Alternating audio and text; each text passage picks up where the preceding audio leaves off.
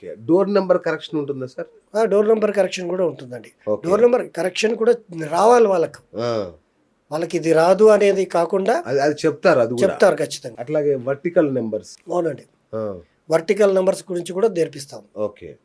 Mobile numerology. Mobile numerology కూడా ఎందుకంటే ఇది చాలా ఇంపార్టెంట్. అవునండి. ఫోన్ లేనిది ఎవరికి ఉండదు కదా. అవునండి. 10 నంబర్లు ఉంటాయి మొబైల్‌లో. ఆ! మనకు అప్పట్లో ఎస్టీడీ కోడ్ 040 ఉండేది కదండి. అవును. ఆ 040 5 నంబర్లు ఉండేవి మనకు. అయితే ఇప్పుడు మొబైల్‌లో వచ్చేసి మనకు ఫస్ట్ 5 నంబర్లు ఎస్టీడీ కోడ్. అవును. ఇది తెలీదు ఎవరికి. అవును. ఫస్ట్ 5 నంబర్లు ఎస్టీడీ కోడ్. అచ్చా! అది ఎవరికి ఉండదు. మిగతా 5 నంబర్లే అందరికి ఉంటాయి మనకు. ఓకే. మీరు లాస్ట్ నెంబర్ 9 అనుకోండి. ఆ 9కి బదులు 8 పెట్టండి, ఒక మనిషికి వెళ్తుంది కాల్, వేరే మనిషికి వెళ్తుంది. అవును.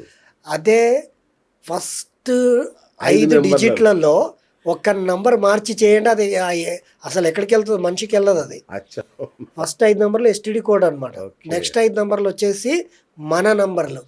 ఆ నంబర్లో లాస్ట్లో 4 ఉండకూడదు అండ్ 8 ఉండకూడదు అని ఇట్లా కొన్ని నంబర్లు ఉంటాయి. ఇవన్నీ నేర్పిస్తాం సార్. ఓ అట్లాగే సార్ సిగ్నేచర్ కరెక్షన్స్ అనేది చాలా బాగా పాపులర్ ఈ మధ్య కాలం.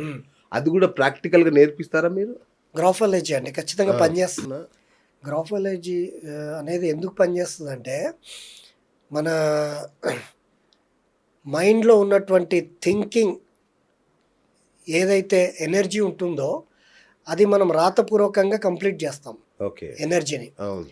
ఆ సిగ్నేచర్ అనేది అందుకే మనకు అంత ఇంపార్టెంట్ అంటారు. ఓకే. ఓకే. ఎన్నిసార్లు మనం సిగ్నేచర్ చేస్తామో, మీరు పైనుండి కిందికి సిగ్నేచర్ చేయండి, లైఫ్ అంతా డౌన్ఫాల్ అవుతుంది. కింది నుండి పైకి సిగ్నేచర్ చేయండి, లైఫ్ అంతా హై రేంజ్లో ఉంటుంది. కాకపోతే దాని డిగ్రీస్ ఉంటాయి, డిగ్రీస్ పరంగా ఉంటుంది. ఇంత డిగ్రీస్ మాత్రమే సిగ్నేచర్ పైకి వెళ్ళాలి అండ్ ఇన్ని సున్నాలే ఉండాలి అండ్ ఆర్ ఇలాగే రాయాలి. అన్కంప్లీట్ అక్షరాలు ఎన్ని ఉండాలి, ఎన్ని ఉండకూడదు. ఇనిషియల్ని కలుపుకొని, సపోజ్ సిహెచ్ ఉందనుకోండి, సిహెచ్ రవి శాస్త్రి అని ఉందనుకోండి, సిహెచ్ని కలుపుకుంటే కూడా వాళ్ళకి కరెక్ట్ టోటలే రావాలి. ఓకే. అలా గ్రాఫాలజీ. రైట్. ఇంకా అసలైన సబ్జెక్ట్ నేమ్ కరెక్షన్, అది నేర్పిస్తారా? ఖచ్చితంగా. నేమ్ అనేదే విధిరాత అండి. ఒక శివాజీరావు గాయక్వాడ్ అనే వ్యక్తి ఈరోజు రజనీకాంత్ అయ్యాడా లేదా? అవును. అవును. శివశంకర వరప్రసాద్ చిరంజీవి గారు అయ్యారు. అవును. అట్లా మన సినీ ఫీల్డ్లో ఇప్పుడు నాని నుండి ఉన్నటువంటి వాళ్ళందరూ కూడా నేమ్ కరెక్షన్ చేయించుకుంటున్నారు వాళ్ళు. కరెక్ట్. అవును. ఎందుకంటే నేమ్లో ఎనర్జీ పవర్ లేకపోతే అవును. సాధించలేము. నేమ్ ఈజ్ ఏ విధిరాత అని నమ్ముతున్నారు అందరూ. అవును. కాబట్టి ఆ నేమ్ అనేదే ఫస్ట్ ప్రియారిటీ ఇస్తాం. ఓకే. నేమ్ కరెక్షన్ చేయడం రాకపోతే ఇంకా వేస్ట్ అండి. 100% నేమ్ కరెక్షన్ ఎన్ని డెడ్ యాంటీస్ లేకుండా ఎన్ని విధాలుగా నేమ్ కరెక్ట్గా ఉండాలనేది పర్ఫెక్ట్గా చేసి వాళ్ళకి యాక్చువల్లీ వాళ్ళు మా దగ్గర నేర్చుకోవడానికి వస్తే ఫస్ట్ వాళ్ళ నేమే వాళ్ళు కరెక్షన్ చేసుకుంటారు. సూపర్. వాళ్ళ ఇంటిని వాళ్ళు సరిగ్గా చేసుకుంటారు, వాళ్ళ జాతకాన్ని వాళ్ళు కరెక్ట్గా చేసుకుంటారు. ఇంట గెలిచి రచ్చ గెలవాలి అని అంటారు కదా, ఫస్ట్ వీళ్ళు గెలుస్తారు అనమాట. ఆస్ట్రాలజీ విషయానికి వస్తే గురుగారు, ఆస్ట్రాలజీ అంటే మేము ఒకటే అనుకుంటున్నాం, మీరు 4 చెప్తున్నారు. ఈ 4 నేర్పిస్తారా మరి ఇంత తక్కువ టైంలో? అవునండి, ఇది ఖచ్చితంగా చాలా అవసరం అండి. పరాశరి జ్యోతిష్యం అనేది మనకు ఫౌండేషన్ కిందికి వస్తుంది. ఓకే. దీని ఫౌండేషన్ పరాశరి మహర్షి. అవును. ఆయన తర్వాత ఉన్నటువంటి ఋషులు అన్ని కూడా దాన్ని సవరణ చేశారు. ఓకే. భృగునంది నాడి అంటారు. భృగు మహర్షి నాడీ జ్యోతిషమా? నాడీ జ్యోతిషం అని షార్ట్ కట్ గా వచ్చింది ఆ పేరు. యాక్చువల్లీ దాని కరెక్ట్ పేరు వచ్చేసి భృగు నంది నాడి అంటారు. భృగు మహర్షి నంది అంటే నందీశ్వరుడి తోటి చేసినటువంటి శాస్త్రం అది. తాళపత్రి గ్రంథాలలో రాసింది. తాళపత్రి గ్రంథ జ్యోతిష్యం కాదది, భృగు మహర్షి జ్యోతిష్యం అది. ఏళ్ళు పెడితేనే వచ్చేది కాదండి. మన ఒక జాతకుడు పుట్టినప్పుడు గురువు ఎక్కడ ఉన్నాడో జాతకంలో అక్కడి నుండి ఆయన టైం స్టార్ట్ అవుతుంది. ఆ గురువు ఫస్ట్ వెళ్ళి సూర్యుడి కలిస్తే ఈ పుట్టినవాడి తండ్రికి లాభాలు వస్తాయి. ఆ గురువు వెళ్ళి ఫస్ట్ ఎవరికి శనికి కలిశాడు అనుకోండి, తండ్రికి ఉద్యోగంలో మార్పులు వస్తాయి. గురువు వెళ్ళి చంద్రుడికి కలిశాడు అనుకోండి, అమ్మకి మంచి జరుగుతుంది.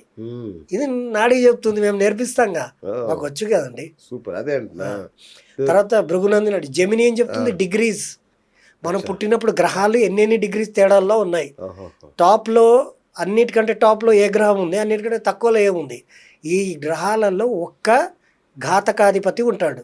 ఈ ఘాతకాధిపతి ఎవరో తెలుసుకొని ఆ ఘాతకాధిపతి నుండి దూరం ఉంటే లైఫ్ బాగుంటుంది. పరాశరి జ్యోతిష్యంలోకి వస్తే మనకు ఇవి ఉంటాయి. ఏది మనకు టోటల్లీ యాంటీ నక్షత్రాలు ఉంటాయి. యాంటీ నక్షత్రాలు అంటే ఇప్పుడు వైనాసిక నక్షత్రం అంటారు. మన జాతకం నుండి 22వ నక్షత్రం అనేది వైనాసిక నక్షత్రము. ఓకే. మాందిగ్రహం అంటాము, గులిక అంటాము. ఇవన్నీ ఉంటాయి. దీంట్లో డెడ్ యాంటీ కాంబినేషన్ ఇచ్చేవి ఉంటాయి. ఇవన్నీ కూడా మనకు ఏది దోషకారకమైనది, మనకి ఏది కుదరదు అనేది అన్నీ కూడా వాళ్ళకి క్లియర్గా పరాశరి నుండి స్టార్ట్ అవుతుంది. జెమిని తర్వాత నాడి తర్వాత కేపీ ఏంటంటే మీ బర్త్ టైం మీకే సరిగ్గా తెలియదు, మీ జ్యోతిషం ఎక్కడ చెప్పుకుంటారండి? నువ్వు 10 నిమిషాలు అటు ఇటు అంటే అప్పట్లో గడియారాలు ఏమన్నా డిజిటల్ గడియారాలా కాదు కదా, 5 నిమిషాలు అటు ఇటు వంగిపోయి నడిచే గడియారం. ఏ జ్యోతిష్యుడికైనా ఈరోజు చెప్తున్నాను, నా దగ్గర ఎన్ని సర్టిఫికెట్లు ఉన్నాయి, నేను ఎవరి దగ్గర గురువు దగ్గర నేర్చుకున్నాను, నేను ఎవరిని అని ప్రశ్నించి ఆలోచించే వాళ్ళకి అందరికీ చెప్తున్నా, ఫస్ట్ బర్త్ టైం రెక్టిఫికేషన్ చేయడం నేర్చుకోవడానికి రావాలి. ఆ వ్యక్తి ఎప్పుడు పుట్టాడనేది నేను డిసైడ్ చేయగలుగుతానండి. సపోజ్ మీ డేట్ ఆఫ్ బర్త్ ఇచ్చారనుకోండి, ఇప్పుడు మీరు 9 గంటల 10 నిమిషాలకు పుట్టానని నాకు ఇచ్చారు, నేను అది టకామని వేసేసి జ్యోతిష్యం చెప్పేస్తున్నా. అది కాదండి జ్యోతిష్యం. కేపీ ఆస్ట్రాలజీ దీనికి 100కి 100 రూపాయలు తోడుపడుతుంది. కేపీ ఆస్ట్రాలజీ ఏం చేస్తుందంటే సబ్ లాట్స్ ఉంటాయి. నక్షత్ర లాడ్. కేపీ ఆస్ట్రాలజీ మనకు star lord, sub lord, sub lord అని ఇట్లా లాడ్స్ ఉంటాయి అన్నమాట. సబ్ లాడ్ని పట్టుకొని ఉప నక్షత్రాధిపతిని పట్టుకొని మీరు ఎప్పుడు పుట్టారు, అసలు మీ కారకత్వం ఏంటిది అనేది నేను చెప్పగలుగుతా. ఇప్పుడు మీరున్నారు, మీకు రాహు అనే గ్రహము చాలా లింక్ అయి ఉంది శ్రీనివాస్ గారు మీకు. ఎందుకంటే కొందరిని మనం చూసి కూడా చెప్పగలుగుతాం. రాహు అనే గ్రహం అనేది 24 అవర్స్ మీకు మీ చుట్టూ తిరుగుతుందన్నమాట, మీకు ఫ్రెండ్లీగా. కాబట్టి మీ లైఫ్లో మీరు కావాల్సుకొని మేము ఇదవుతామని పరిగెత్తుకుంటూ రాలేదు. మనకు కొంచెం టైం తర్వాతనే మన ప్రొఫెషన్ డిసైడ్ అవుతుంది. మీరేమి ఇప్పుడు మా మీడియా రంగంలోకి రావాలని మీరు ముందే అనుకోలేదు, అస్సలు అనుకోలేదు. అది మిమ్మల్ని తిప్పింది మీకు రాహు గ్రహం అండి. మీకు సబ్లాడ్ ఖచ్చితంగా టచ్ అయి ఉంటాడు. ఈ సబ్లాడ్ అనేది మీరు 9 గంటల 10 నిమిషాలకు పుట్టారనుకోండి, మీకు సబ్లాడ్ ఏమొస్తుంది, అక్కడ ఏం చూపిస్తుంది, గురువు అని చూపిస్తుంది. మీ కారకత్వాలన్నీ మిమ్మల్ని చూస్తే గుర్తుపట్టడం రావాలి.